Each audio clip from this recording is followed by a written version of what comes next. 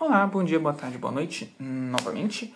Eu sou Milton, sou vice-presidente do Senatus atualmente e também coordenador da Diretoria Nacional de Capacitação e Desenvolvimento da Condeb, e eu estou aqui nessa sequência de vídeos para falar para vocês sobre Prep Time. Esse é o segundo de uma sequência de vídeos sobre Prep Time, então já teve algum conteúdo que foi trabalhado antes, eu recomendo que assistam o primeiro vídeo e depois passem para esse, para que vocês tenham uma leitura mais completa do que eu quero dizer com Prep Time ou das habilidades que eu quero trabalhar com o próprio Prep Time também. Perfeito? Nesse vídeo eu vou explorar mais sobre organização do Prep Time, sobre como você organiza o seu Prep de forma mais concisa e de forma a deixar o seu Prep mais eficiente. O que eu estou lidando aqui? Eu estou lidando com um problema que é muito geral na maioria dos debatedores competitivos, de que é fazer preps que não são muito eficientes ou que eles só são eficientes quando você dá sorte. Quando você dá sorte de encontrar uma moção boa, que você sabe muito sobre ela, quando você dá sorte de cair do lado que você acredita dentro de uma moção, e a gente quer minar essa sorte, a gente quer aumentar a capacidade do debatedor de lidar bem com moções, mesmo que elas não sejam moções satisfatórias aos olhos desse debatedor à primeira vista, tá? Então, como que a gente pretende trabalhar isso? A gente pretende trabalhar a organização de Prep Time em 3 searas diferentes. A gente pretende trabalhar a organização de Prep Time com divisão de tempo e tarefa, que é a primeira, com uma divisão do que é falado durante o Prep Time, que é menos discurso e mais análise, que é a segunda, e a gente pretende trabalhar também em como comandar um Prep Time ou como deixar o Prep Time mais eficiente em termos de tempo por causa de comando. Eu vou explicar mais ou menos o que cada uma dessas coisas significa quando eu for passando por ela, mas vamos por partes. Vamos lá. O que eu quero dizer com deixar o seu Prep Time mais eficiente e qual é o problema da ineficiência de um Prep Time?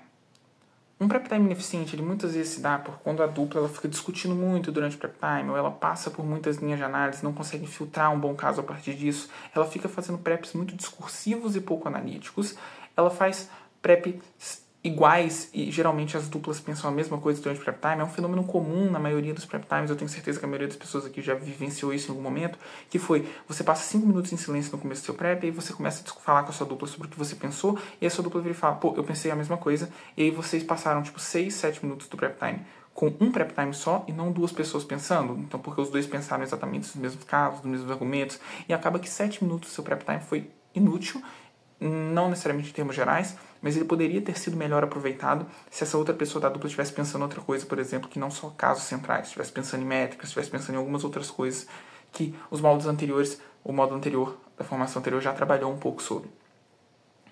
Outro problema é com desordem também, tipo, quando você tem um Prep Time que ele é muito discursivo e você acaba que mina muito a sua dupla, então você fica falando durante o Prep Time, não dá tempo para a sua dupla escrever, não dá tempo dela pegar as ideias dela, e como você se desorganiza a partir disso, porque as ideias elas estão muito soltas, elas não levam para um lugar específico, o seu Prep não tem um objetivo específico em termos de organização. Esses são os problemas centrais que a gente está lidando aqui. Como que a gente lida com esses problemas, então, daquelas 3 formas de lidar com esses problemas que eu explicitei no começo?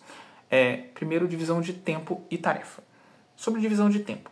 A maioria dos debatedores, eu já ouvi muitos feedbacks, muitos debatedores já falaram comigo sobre isso, e é comum pensar assim também no movimento de debates brasileiro, no circuito brasileiro, a maioria já divide o tempo, né? Então a maioria das pessoas já tem uma forma de divisão de tempo de Prep Time.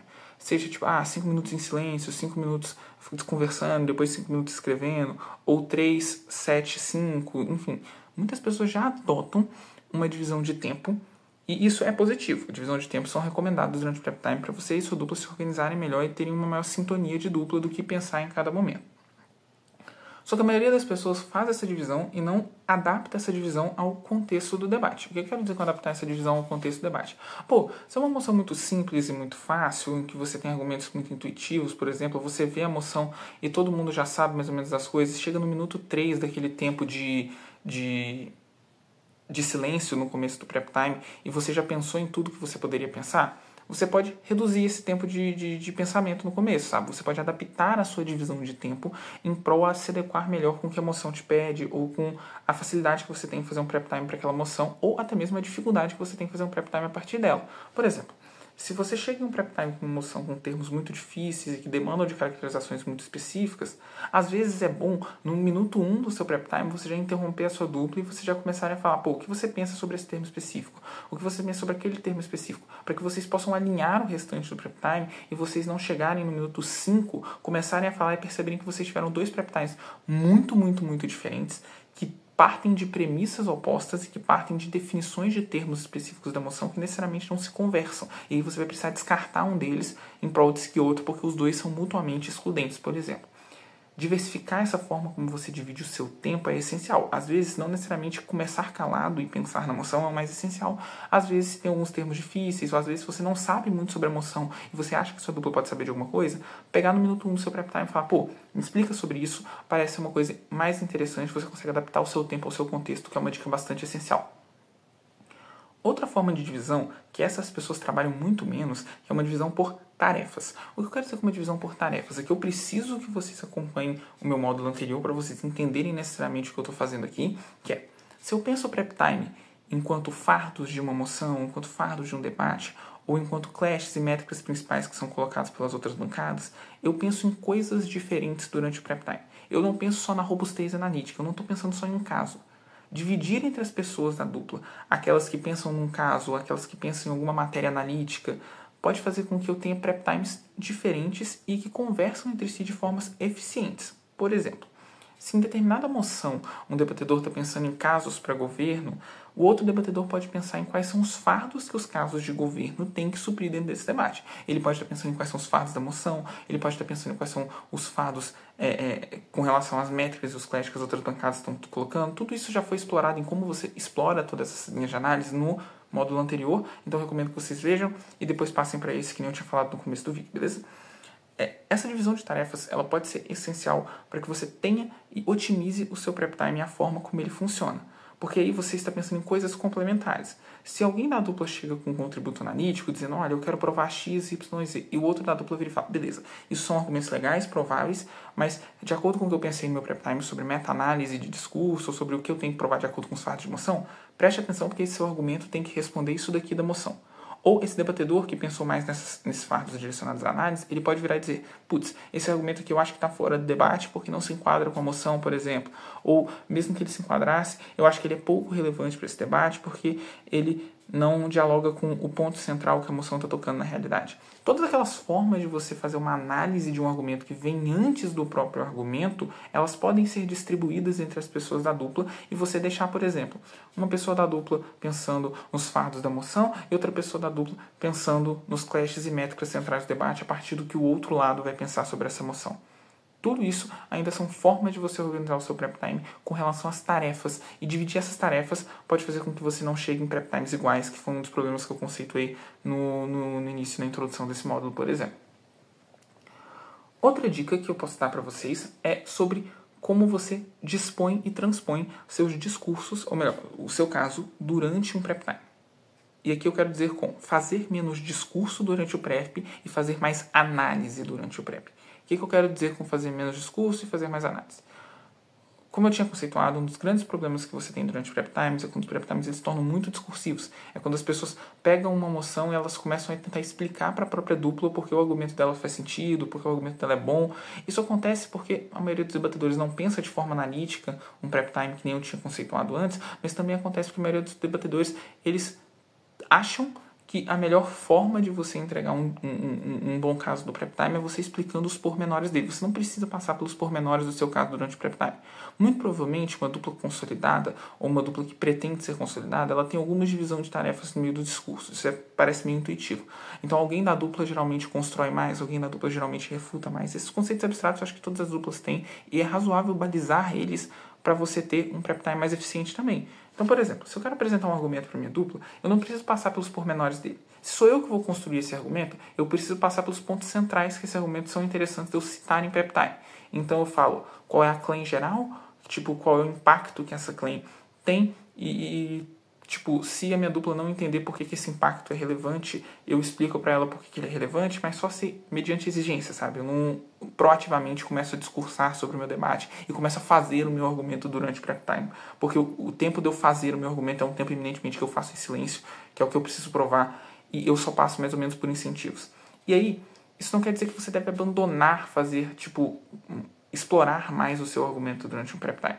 Isso quer dizer que você deve saber na hora que você explora esse argumento. Se você cita uma claim e a sua dupla vira e fala, pô, eu compro, isso aqui é eficiente, você consegue rodar isso? Consigo. Você já pode pensar em rodar esse caso. Você não precisa mais ficar delongando em cima dele durante o prep time, o que consome tempo. Você só tem 15 minutos para prever um debate que vai durar tipo 1 hora.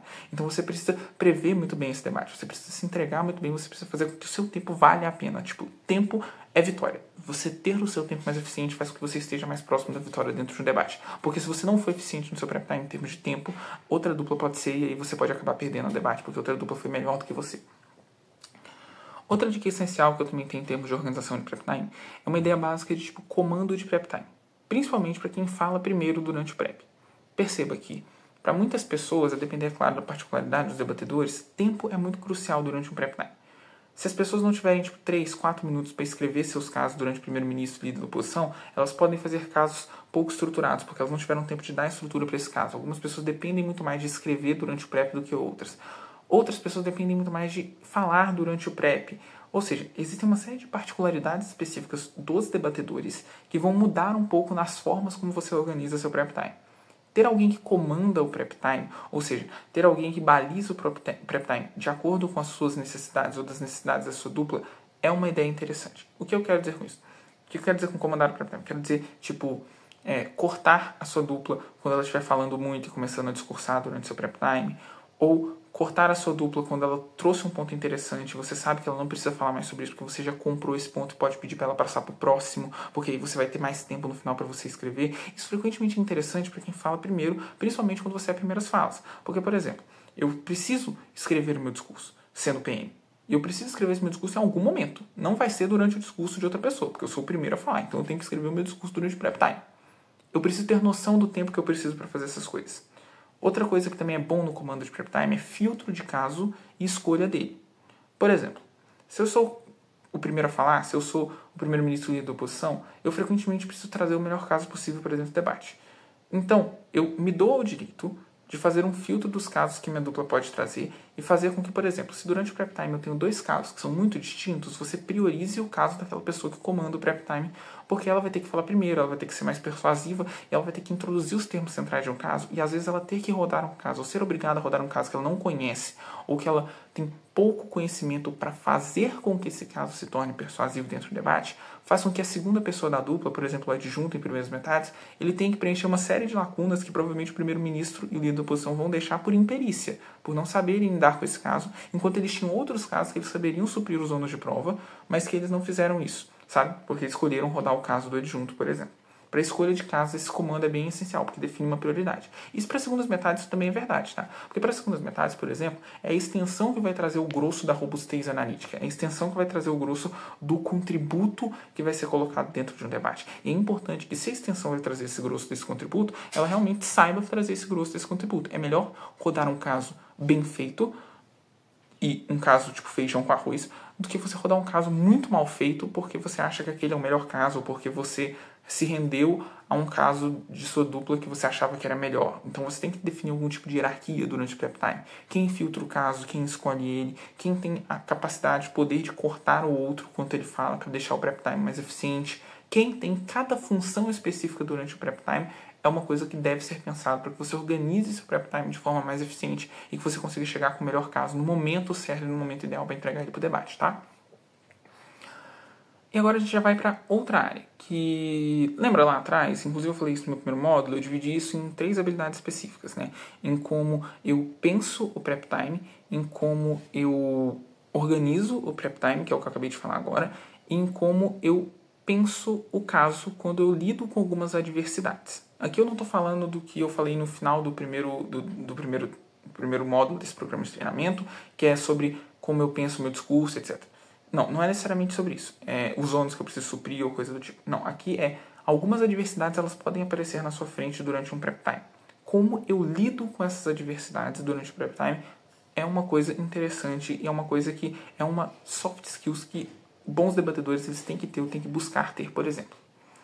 Eu acho que existem 2 adversidades muito centrais durante o prep time que eu posso abordar aqui em como eu penso um caso diante de adversidades em prep time, que são basicamente quando eu não sei o que fazer, tipo em uma moção, ou seja, eu não conheço muito emoção, eu não conheço os termos, eu não conheço o assunto, e o que fazer quando eu estou com medo de ser secado porque eu sou segundas metades e eu tenho, tipo assim, uma linha de análise só.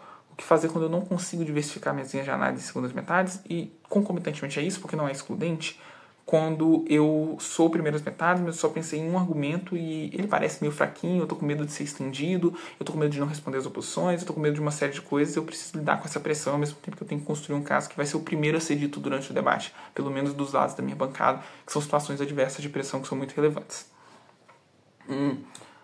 Vou abordar as duas em ordem, então eu vou falar da primeira, que é com relação a o que fazer quando você não sabe o que fazer. Aquele momento em que você olha para a moça e fala, meu Deus, eu não sei nada sobre isso. Existem 3 dicas gerais que eu posso dar para vocês sobre isso, sobre o que fazer quando não sabe o que fazer. Primeiro, leia a moção palavra por palavra. Leia cada um dos tópicos que a moção toca, porque muito provavelmente você pode não saber alguma coisa do contexto geral, mas de termos específicos da moção talvez você saiba. E a partir desses termos você consegue achar casos. A segunda coisa que vocês podem fazer é começar a não entrar em pânico. E por mais que isso pareça uma dica meio redundante, né? É só não se estressar. Mas é de fato, só não se estressar, não entre em pânico e comece a tirar presunções da moção. Ou seja, comece a ver a moção e os temas que ela toca e comece a pensar mais ou menos o que cada um deles quer dizer. Começa a pegar todo aquele seu conhecimento de mundo de coisas que não são necessariamente que a moção toca, mas que pode ser que ela toque, e começa a pensar se isso seria ou não relevante para essa moção. Outra coisa que você vai poder pensar também quando você não sabe o que fazer durante a moção é pensar, por exemplo, quem são os atores afetados por essa moção, como eles são afetados por essa moção. Pensar em novos atores impactados é forma de você pensar em novos argumentos ou você pensar em alguns argumentos mesmo você não sabendo diretamente sobre quais são os assuntos que aquela moção toca.